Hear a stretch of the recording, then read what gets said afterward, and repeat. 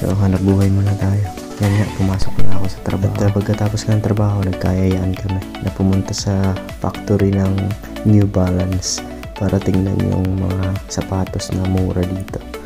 At kasama ko nga itong si Nodge, yung Briton na kaibigan namin. At yung isang kaibigan kong Sri Lankan. At ito na nga, papasok na kami sa New Balance sa factory. Dito kami pumunta kasi ang mga sapatos dito at iba pang mga product ng New Balance ay mas mura kumpara sa labas kung bibili. Ayan, tapos na kami. Paalis na kami sa factory. At nagaya nga itong si Nodge na magkape. At ayaw niya daw magkape sa coffee shop. Gusto niya daw doon sa harap ng dagat. So kaya pumunta kami doon. At ito na nga, nandito kami sa dagat. Ayun, kwentuhan ng mga buhay-buhay. At ayun nga, pagkatapos nito ay umuwi na kami. Pag-uwi ko, nagyaya yung asawa ko na pumunta na kami ng Aldi.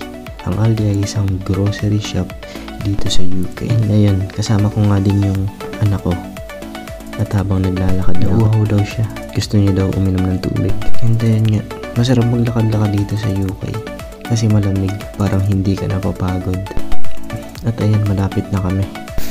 At ayun, pagkatapos naming mamili, nagutom yung anak ko, kaya dumaan muna kami dito sa KFC. Paborito niya kasi ang French fries. Pero dito sa UK, ang tawag nila sa French fries ay chips. Sa ating mga Pilipino, ang tawag sa chips ay chicheria. Ayun, excited na nga tong anak ko at inaantay na namin yung order namin. What's that?